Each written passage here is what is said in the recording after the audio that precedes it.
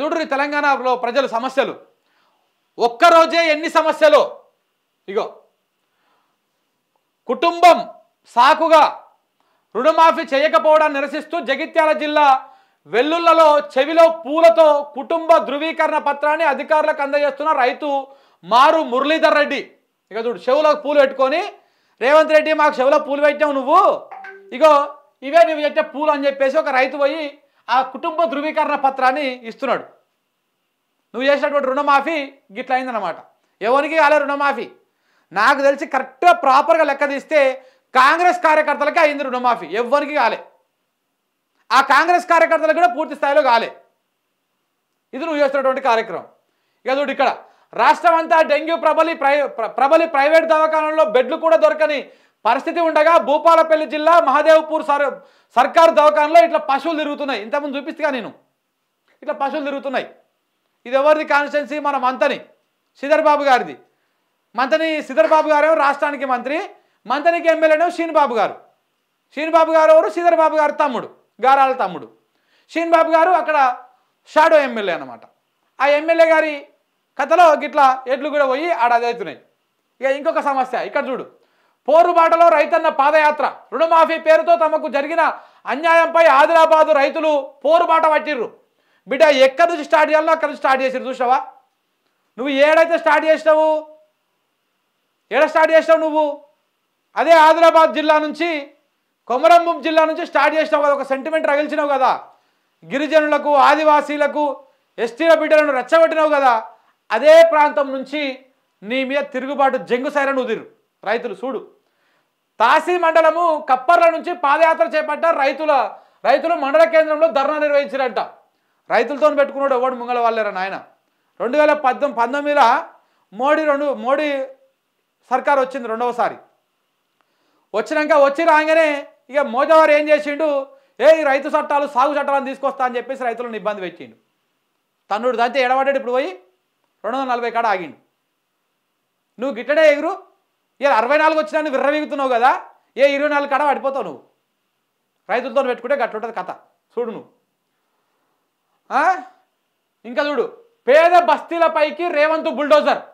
ఓవైపు అధికార పార్టీ నేతలకు నోటీసులతో సరిపెడుతున్న హైడ్రా పేదల ఇండ్లపైకి మాత్రం బుల్డోజర్ను తోలుతున్నది. శుక్రవారం హైదరాబాద్లోని రామ్నగర్ మನೆమ్మ బస్తీపై బుల్డోజర్లు విరుచుకుపడ్డాయి. ఆక్రమణల సాకు చూపి నివాసాలను కూల్చేసినాయి. చూడట చూస్తున్నాయి మొత్తం కూల్చుడే. ఈ సర్కారే కూల్చుడు సర్కారా నాయన. దీనికి నిలబెట్టేది కట్టేది ఏం లేదు. అధికారంలో రాగానే కాళేశ్వరం కూలగొడతా అన్నారు. అధికారంలోకి రాగానే ఆడేంది ప్రగతి భవన్ ముంగలు ఉన్నటువంటి కంచెలు కూలగొడతామని చెప్పిర్రు. ఇది మొత్తం వచ్చిన కానుంచి కూలగొట్టుడే దీని పని. కూలగొట్టుడే వచ్చిన కానుంచి ఏమీ లేదు. కాళేశ్వరాన్ని కూల్చుదాం, కంచెలు కూల్చుదాం, ఇప్పుడు ఇండ్లు కూల్చుదాం, బిల్డింగులు కూల్చుదాం, కన్వెన్షన్లు కూల్చుదాం, అన్నీ కూల్చేద్దాం. రేపు హైదరాబాద్నే కూల్చేద్దాం, కొంప ముంచేద్దాం. ఇది ఇలా కథ. ఆనాకాలం వరి కూడా ఎండిపాయే. సూర్యాపేట జిల్లా తిరుమలగిరి మండలంలో కరువు ఛాయలు నెలకొన్నాయి. ఎస్ఆర్ఎస్పి కాలువ ద్వారా ప్రభుత్వం చెరువులు నింపకపోవడంతో ఎండిన వరి పైరును చూపుతున్న మర్రికుంట తాండా రైతు బానోతు యాకూబ్. ఇది అయిపోయి మా ప్రభాకర్ చెప్తుండే, వచ్చే ఎండాకాలానికి ఇబ్బంది అవుతుంది తప్ప అంటే ఎండాకాలం దానికి ఎందుకు, ఆనాకాలమే ఎండిపోతుంది నువ్వు చూడు కావాలంటే అన్నాడు. ఇగో ఇప్పుడు అదే ఎండిపోయింది చూడు. ఎప్పుడు మేము మేడిగడ్డ మొత్తము ఆ మేడిగడ్డ కా నుంచి మొత్తము ఆ రిజర్వాయర్లు చూపించుకుంటా వస్తుంటే మనోడు చాలా 2-3 సార్లు చెప్పిండు అందులో ఈ ఆనాకాలంలో ఎండిపోతాయి లాస్ట్ పంట వచ్చే వరకే, లాస్ట్ వరకల్లా అని చెప్పేసి. ఇగో అదే జరుగుతుంది ఇక్కడ. ఎస్ఆర్ఎస్పి కాళేశ్వరం మొత్తానికే బంద్ పెట్టి మేము దీని నుంచే ఇస్తామని చెప్పారు కదా, మరి ఏమై నీళ్ళు ఎందుకు ఇస్తలేరు? అన్ని అర్హతలున్నా గృహజ్యోతికి దరఖాస్తు చేసుకున్న 6 నెలలుగా కరెంటు బిల్లు వస్తూనే ఉన్నాయని ఆవేదన వ్యక్తం చేశారు జగిత్యాల పట్టణానికి చెందిన బీడీ కార్మికురాలు ఎనగంటి మౌనిక. ఇప్పుడు 6 నెలల కరెంటు బిల్లు ఒక్కసారే కట్టాలంటూ ఒత్తిడి చేస్తున్నారంట. ఇట్లా ఉంటుంది కథ. 6 నెలల బిల్లు ఒక్కసారి కట్టమని అది చేస్తున్నారు. ఇక ఇక్కడ ఇంకొకటి, ఎరువుల కోసం రైతులు బారులు తీరిరు. యూరియా కోసం అన్నదాతలు అగచాట్లు పడుతున్నారు. వరంగల్ జిల్లా రాయపర్తి మండల కేంద్రంలోని ప్రాథమిక వ్యవసాయ సహకార సంఘం వద్ద 40 గ్రామాలకు చెందినటువంటి రైతులు శుక్రవారం యూరియా కూపన్ల కోసం ఇలా బారులు తీరారు. రోజంతా క్యూలో నిలబడితే ఆధార్ కార్డుకు 5 యూరియా బస్తాలు ఇస్తున్నారని వారు వాపోతున్నారంట. ఎప్పుడైనా ఉండేనా ఇది? 10 ఏళ్లలో మనం చూసినాం గిట్లా యూరియా బస్తా కోసం లైన్లు నిలబడు, కూపన్ల కోసం నిలబడు చూసి రమిరేడన్నా. ఇప్పుడే కాంగ్రెస్ వచ్చింది, దరిద్రం తెచ్చింది. ఇట్లనే ఉంటుంది. కాంగ్రెస్ అంటేనే దరిద్రం. వసతి గృహంలో పురుగుల అన్నం. రంగారెడ్డి జిల్లా పాలమాకుల కస్తూర్బా గాంధీ హాస్టల్లో విద్యార్థులు శుక్రవారం రోడ్డెక్కారు. పురుగుల అన్నం పెడుతున్నారు, అడిగితే కొడుతున్నారని విద్యార్థులు వాపోయారు. పరిస్థితి ఇది. ఇదేం సర్కారు, ఇదేం పాలన? కేసీఆర్ మళ్ళీ వస్తే బాగుండు. కాంగ్రెస్ ప్రజా ప్రతినిధుల మనసులో మాట. పరిపాలనలో ప్రభుత్వం విఫలమైందని ఆవేదన. ఎవడు కాంగ్రెస్ వాళ్ళే అంటారంట. ఓర్ని అమ్మ. మెదక్లో పనిచేస్తున్న ఒక ఐపీఎస్ అధికారిని ప్రభుత్వం హైదరాబాద్కు బదిలీ చేసింది. ఆయన భార్య టీచరు. దీంతో ఆమె కూడా హైదరాబాద్కు బదిలీ చేయాలని కోరుతూ ప్రిన్సిపల్ సెక్రటరీ నుంచి ముఖ్యమంత్రి కార్యాలయం వరకు చెప్పులు అడిగేలా తిరిగారు. ఆల్ ఇండియా సర్వీసెస్ రూల్స్ ప్రకారం ఇలా చేయడానికి అవకాశం ఉన్నది. అయినప్పటికీ నెలలు గడుస్తున్నా పని కావడం లేదు. ఒక ఐపీఎస్ అధికారికే ఈ పరిస్థితి ఎదురైతే మా సామాన్యుల పరిస్థితి ఏంటని ప్రశ్నలు వినిపిస్తున్నాయి. ఈ విషయంలో సొంత పార్టీ నేతలే ప్రభుత్వంపై అసహనం వ్యక్తం చేస్తున్నారు. మళ్ళా కేసీఆర్ పాలన వస్తే మంచిగుండు అని నిట్టూరుస్తున్నారు. కాంగ్రెస్ పార్టీ ప్రజాప్రతినిధులు ప్రభుత్వాన్ని అతి దగ్గరగా చూస్తున్నారు కాబట్టి వాళ్ళకి ఇంకా క్లియర్గా అర్థమవుతుంది ఎంత దుర్మార్గంగా ఉంది అనేది. హామీలు ఘనం, అమలు మోసం, ప్రజలు ఆగం, తెలంగాణ ఆగం ఆగం. సింపుల్గా ఒకటి లైన్లో తేలిపోయింది. కాంగ్రెస్ అంటే ఏంటిదంటే ఇగో ఇక్కడ చూడండి, మీకు క్లియర్గా అర్థమైపోయింది. హామీలేమో ఘనం మస్తు ఇచ్చిర్రు. అక్క ఈ నెల తీసుకుంటే మీకు 2000, వచ్చే నెల తీసుకుంటే మీకు 4000 అన్నాడు. ముసలమ్మ ఈ నెల తీసుకుంటే మీకు 2000, వచ్చే నెల తీసుకుంటే 4000 అని చెప్పిండు మన రేవంత్ రెడ్డి గారు పోయి. మీరు ఈ నెల తీసుకుంటే 10,000 రైతు బంధు, వచ్చే నెల తీసుకుంటే 15,000 అన్నాడు. 10,000 లేవు, 15,000 లేవు, 2,000 లేవు, 4,000 లేవు. కళ్యాణ లక్ష్మి ఇప్పుడు తీసుకుంటే 1,16,000 వస్తుంది, నేను వచ్చినాక తీసుకుంటే 1,16,000తో పాటు తులం బంగారం వస్తుంది అని చెప్పిండు. ఏడమనుకుని తులం బంగారం లేదు. ఇట్లా అన్నీ ఎప్పుడు వచ్చిండు సొలు కబూర్లు అన్నీ. ఎన్ని 420 హామీలు ఇచ్చిర్రు. 1 కాదు 2 కాదు. ఈ 6 గ్యారెంటీలను పెట్టి 6 13 హామీలు ఇచ్చిర్రు. ఈ మొత్తం అన్నీ కలిపితే 420 హామీలు ఇచ్చిర్రు ఈ కాంగ్రెస్ వాళ్ళు. 420 ఇచ్చి 4 హామీలు కూడా చేయరు కూడా. వీళ్ళు 4 ఏళ్ళు ఇప్పుడు ఇప్పటికో 10 నెలలు అయింది కదా, ఇంకొక 4 ఏళ్ళు ఉంది వీళ్ళది. వీళ్ళ పరిపాలన, వీళ్ళ ఏలువాడి. ఈ 4 ఏళ్ళల్లో గట్టిగా 4 గ్యారెంటీలు కూడా అమలు చేయరు. మీరు చూస్తూ ఉండండి. ఎందుకంటే 6 గ్యారెంటీలు అమలు చేయాలంటే ఈ రాష్ట్ర ప్రభుత్వంలో ఉన్నటువంటి బడ్జెట్ ఏదైతే ఉంటుందో అట్లాంటి బడ్జెట్లో ఒక 2 కావాలి ఒక్క సంవత్సరానికి. ఇక చూడ్రి, హామీలేమో ఘనం, ఎన్ని హామీలు ఇవ్వాలో అన్ని హామీలు ఇచ్చిర్రు. అమలేమో మోసం, ఏం లేదు. హామీల గురించి అడిగితే మోసం చేస్తూ ఉన్నారు. ప్రజలు ఆగమవుతారు, తెలంగాణ ఇంకా ఆగమాగం అవుతుంది. చెప్తే కదా ఇప్పుడు హైడ్రా పేరుతోటి ఆగమాగం చేస్తూ ఉన్నారు అని చెప్పేసి తెలంగాణను మొత్తానికి ఆగం చేసేటువంటి ప్రయత్నం చేస్తూ ఉన్నారు. కాంగ్రెస్పై కేసీఆర్ కథనబేరి. 9 నెలల్లో రాష్ట్రం పరిస్థితులు ఉల్టా పల్టా అయిపోయినాయి. పోరాడి సాధించుకున్న తెలంగాణ ఈయనగాచి నక్కలపాల, 10 ఏండ్ల కృషి గంగపాల. ఈ మాట నాకు బాగా గుర్తు. చెన్నూరులో సభ పెట్టినప్పుడు బాలకృష్ణ మాట్లాడతాడు ఈ మాట. అరే 10 ఏళ్ళు మనం కాసుకొని దాచిపెట్టుకున్నటువంటిది ఇప్పుడు నక్కల పాలు చేయకూరి, మీరు నక్కల పాలు చేయకూరి, దొంగల పాలు చేయకూరి, రాష్ట్రం అధోగతి పాలైపోతుంది. కేసీఆర్ దగ్గర ఉంటేనే ఒక తల్లి దగ్గర ఉన్నట్టు, ఒక తల్లి దగ్గర ఉన్న పిల్ల ఎట్లా ఉంటుందో అట్లా ఉంటుంది అని చెప్పేసి ఆయన మాట్లాడిండు వాళ్ళ నాయకుని ఉద్దేశించు. నిజంగా కూడా గట్లనే ఉంది వాళ్ళ పరిస్థితి కూడా. అందుకే పోరాడు సాధించుకున్న తెలంగాణ ఈయనగాచి నక్కల పాల, 10 ఏండ్ల కృషి గంగపాల. సిరుల పంటల రాష్ట్రంలో రైతుల కంటే కన్నీరా, దళితుల నోటికాడి కూడును లాగేస్తారా, బషీర్బాగ్ కాల్పులు మర్చి మళ్ళీ ప్రపంచ బ్యాంకు ముందు సర్కారు మోకరింప.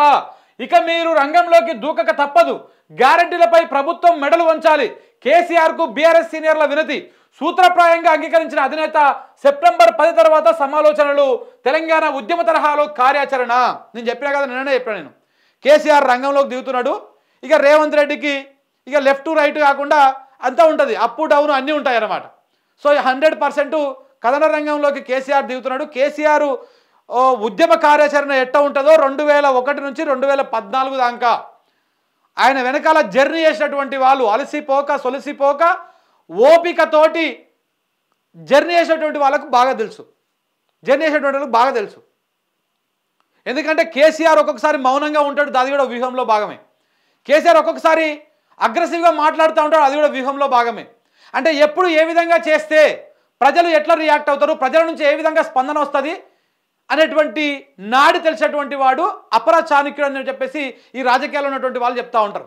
సో కాబట్టి కేసీఆర్ కార్యాచరణ మొదలు పెడితే ఉద్యమ నాటి తెలంగాణ ఉద్యమం తరహా కార్యాచరణ కనుక మొదలు పెడితే వైఎస్ రాజశేఖర రెడ్డిని, చంద్రబాబు నాయుడిని, దాంతోపాటు రోషయ్యని, మన కిరణ్ కుమార్ రెడ్డిని ఇలా సర్కారులోనే ఉక్కిరి బిక్కిరి చేయించి చుచ్చు పోపించినటువంటి నాయకుడు.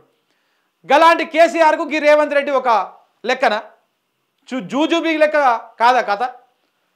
ఏ విధంగా అది చేయాలనో కేసీఆర్ లోపల ఉండి కేసీఆర్ సైనికులు చేస్తున్నటువంటి పోరాటమే ఇదంతా. ఏది కేటీఆర్ కావచ్చు, హరీష్ రావు కావచ్చు, లేకపోతే జగదీష్ రెడ్డి గారు కావచ్చు, లేకపోతే మిగతా వాళ్ళందరూ కూడా నాయకులు ఎవరైతే కేసీఆర్ నమ్మిన వ్యక్తులు ఉంటారో వాళ్ళు చేస్తున్నటువంటి వాళ్ళే పోరాటానికే ఇవాళ ప్రభుత్వం అతలాకుతలం అయిపోతుంది. ఇక కేసీఆరే రంగంలోకి దిగితే ఎట్లుంటుంది ఒకసారి అర్థం చేసుకోవాలి. సో కాబట్టి ఇప్పుడు కేసీఆర్ వచ్చేటువంటి అవకాశాలు స్పష్టంగా కనపడుతూ ఉన్నాయి. తెలంగాణ ఉద్యమ తరహాలో కేసీఆర్ ఈ రైతుల కోసం పోరాటం చేసేటువంటి అవకాశం కనపడతా ఉంది. నేను నిన్ననే చెప్పిన క్లియర్గా, కేసీఆర్ పోరాటము రైతుల కోసమే ఉంటుంది, రైతులను దృష్టిలో పెట్టుకునే పోరాటం చేస్తాడు అని చెప్పేసి నిన్ననే చెప్పిన. సో కాబట్టి అదే జరిగేటువంటి అవకాశాలు కనపడతా ఉన్నాయి. తెలంగాణకు, తెలంగాణ ప్రజలకు కాంగ్రెస్ ప్రభుత్వం చేస్తున్న మోసం పైన బీఆర్ఎస్ త్వరలోనే యుద్ధబేరీ మోగించనున్నదా అనేటువంటి విషయాన్ని కూడా మనం ఇక్కడ చూస్తున్నాం. తెలంగాణకు, తెలంగాణ ప్రజలకు కాంగ్రెస్ ప్రభుత్వం చేస్తున్న మోసంపై బీఆర్ఎస్ త్వరలోనే యుద్ధబేరీ మోగించనున్నదా, తెలంగాణ ఉద్యమం తరహాలోనే పెను కార్యాచరణకు తీసుకోనున్నదా, మోసపోయి గోసపడుతున్న తెలంగాణ ప్రజల కోసం వినూత్న పోరాట రూపాలను తీర్చిదిద్ది కేసీఆర్ స్వయంగా ముందుండి పాల్గొననున్నారా? పార్టీలో ఇప్పుడు ఇదే చర్చ జరుగుతున్నది. రేవంత్ ప్రభుత్వానికి ఇచ్చిన సమయం కూడా ఇక చాలని, ఇంకా చూస్తూ కూర్చుంటే తెలంగాణ కుప్పలు కూలే ప్రమాదం ఉందని బీఆర్ఎస్ సీనియర్లు ఇప్పటికే కేసీఆర్ దృష్టికి తీసుకువచ్చారు. మీరు తెచ్చిన తెలంగాణ ఆగమైపోకుండా ఉండేందుకు మీరే స్వయంగా రంగంలోకి దిగాల్సిన తరుణం ఆసన్నమైందని, కాంగ్రెస్ మెడలు వంచి హామీలు అమలు చేయాల్సిన, ప్రజలకు ఊరట కలిగించాల్సిన సమయం వచ్చింది. ఇంకా మౌనంగా ఉండడాన్ని ప్రజలు ఆమోదించలేరని సీనియర్లు కేసీఆర్కు విన్నవించినట్టు విశ్వసనీయ వర్గాలు తెలిపాయి. ఒకప్పుడు కేసీఆర్తో కొంత విభేదించిన పలువురు మేధావులు కూడా బహిరంగంగానే కేసీఆర్ ఉన్నప్పుడే బాగుండే, ఆయన రంగంలోకి దిగితే తప్ప కాంగ్రెస్ సర్కారు కదిలేలా లేదు అని చెప్పేసి చెప్తున్నారు. ఇంకా మౌనంగా ఉండిపోతే రాష్ట్రం అధోగతి పాలవుతుందని ఆయన నిశ్చయానికి వచ్చారు. అలవి కాని హామీలతో అరచేతిలో వైకుంఠం చూపించి ప్రజలను వంచిన కాంగ్రెస్ పార్టీ ప్రజలకు శూన్యహస్తం చూపిస్తూ ఉంటే బాధ్యత కలిగిన ప్రతిపక్షంగా మాత్రమే కాకుండా ఈ రాష్ట్ర ఆవిర్భావానికి, అభివృద్ధికి అంకితమై పనిచేసిన బీఆర్ఎస్ చూస్తూ ఊరుకోరాదని, రాజకీయాలు, కుట్రలు, ప్రచారాలు తప్ప ప్రజలకు కించిత్ మేలు చేయని సర్కారు మీద యుద్ధబేరీ మోగించబోతున్నారని ఆయన సన్నిహిత వర్గాలు చెబుతున్నాయి. కేసీఆర్ మౌనంగా ఉన్నారంటే ఆయన మస్తిష్కంలో 1000 యుద్ధాలకు సమానమైన మహోద్యమైన పథక రచన రచించినట్టేనని వారు విశ్లేషిస్తున్నారు. సో మొత్తానికి ఏది ఏమైనా ఇగో వ్యవసాయ రంగం మీద, ఇట్లా విద్యారంగం మీద, 6 గ్యారెంటీల మీద కేసీఆర్ పోరాటం చేసేందుకు రెడీ అవుతున్నారు. నిరుద్యోగుల పక్షాన కూడా యుద్ధం చేసేందుకు ఆయన రెడీ అవుతున్నాడు. ప్రభుత్వానికి ఇచ్చినటువంటి హనీమూన్ పీరియడ్ ఆల్రెడీ అయిపోయింది. ఈ హనీమూన్ పీరియడ్లో అయిపోయిన తర్వాత ఇంకా మనం మౌనంగా ఉంటే తెలంగాణ ఆగమైపోయేటువంటి అవకాశం ఉంది అని చెప్పేసి ఆలోచన చేస్తున్నారు. సో కాబట్టి ఏం జరుగుతుంది అనేది చూడాల్సినటువంటి అవసరం ఉన్నది.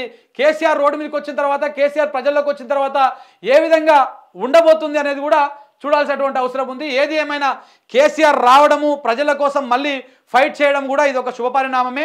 నిజంగా కూడా ఆగమైతున్నా, గోసపడుతున్నా, దగాకు గురవుతున్నటువంటి తెలంగాణ రైతుల పక్షాన, తెలంగాణ ప్రజల పక్షాన ప్రధాన ప్రతిపక్షంగా ఆయన గొంతు విప్పాల్సినటువంటి అవసరం ఉంది. ఆయన పోరాటం చేయాల్సినటువంటి అవసరం ఉంది. ప్రజల నుంచి తప్పకుండా మద్దతు కూడా లభించేటువంటి అవకాశాలు స్పష్టంగా కనపడతా ఉన్నాయి. కేసీఆర్ డబ్బును ప్రేమించడు, డబ్బు కోసం రాజకీయాలు చేయడు. కేసీఆర్ చాలా మందికి అర్థం కాడు. ఆయన తత్వాన్ని నేను గ్రహించా. పార్టీ పెట్టినప్పుడు కూడా పైసా లేదు, సిద్ధాంతాన్ని నమ్మి పనిచేస్తాడు. నమస్తే తెలంగాణ తోటి గాదిన్నయ్య ఇచ్చినటువంటి ఇంటర్వ్యూ ఏందో గాదిన్నయ్య గారు ఇలా కొన్ని విషయాలు చెప్తా ఉన్నాడు. కానీ మరి కొన్ని నిజంగా కూడా ఆయన అర్థం కాడు మాకు.